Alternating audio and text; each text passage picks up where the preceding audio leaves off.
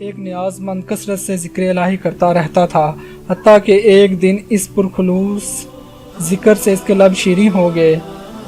شیطان نے اسے وسوسے میں مبتلا کر دیا۔ بے فائدہ ذکر کی کثرت کر رہا ہے تو اللہ اللہ کرتا رہتا ہے، جبکہ اللہ کی طرف سے لبیک کی آواز ایک بار بھی نہیں آئی اور نہ ہی اللہ کی طرف سے کوئی جواب ملتا ہے۔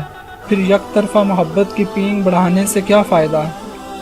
یہ اس بات کی دلیل ہے کہ تیرا ذکر اللہ کے ہاں قبول نہیں۔ شیطان کی ان پرفریب باتوں سے صوفی نے ذکر کرنا چھوڑ دیا۔ شکستہ دل اور افسردہ ہو کر سو گیا۔ آنکھ سو گئی اور قسمت جاگ گئی۔ عالم خواب میں دیکھا کہ حضرت خضر علیہ السلام تشریف لائے اور انہوں نے دریافت کیا کہ ذکر الہی سے غفلت کیوں کی؟ اے نیک بخت، تو نے ذکر حق کیوں چھوڑ دیا؟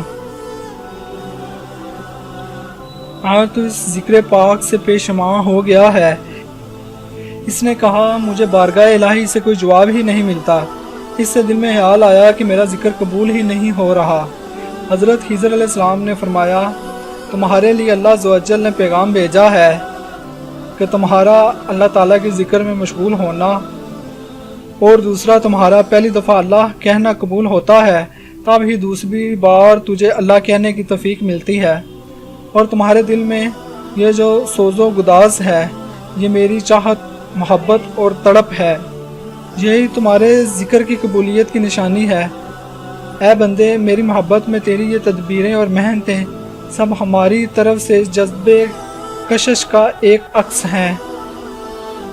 اے بندے، تیرا خوف اور میری ذات سے تیرا عشق میرا ہی انعام ہے، اور میری ہی مہربانی اور محبت کی کشش ہے کہ تیرے ہر بار یا اللہ کی پکار میں میرا لبیک شامل ہوتا ہے۔ تمہارے ذکر کی قبولیت کی نشانی یہی ہے کہ تمہیں ذکر حق میں مشغول کر دیا ہے۔ ایک جاہل اور غافل ذکر حق اور دعا مانگنے کی توفیق سے محروم رہتا ہے۔ اللہ عز و جل کے ذکر کا اجر خود اس ذکر میں ہی پوشیدہ ہوتا ہے۔ اللہ تعالیٰ اپنے ذکر اور یاد کی توفیق اسی کو عطا کرتے ہیں جس سے خوش ہوتے ہیں، اور یہی اس کی قبولیت کی دلیل ہے۔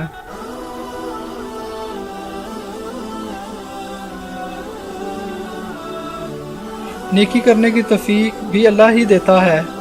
شیطان ہر دم اس کوشش میں رہتا ہے کہ کسی طرح انسان اللہ تعالیٰ کے ذکر سے باز آ جائے۔ نیکی کرنے کی توفیق بھی اللہ ہی دیتا ہے۔ شیطان ہر دم اس کوشش میں رہتا ہے کہ کسی طرح انسان اللہ تعالیٰ کے ذکر سے باز آ جائے۔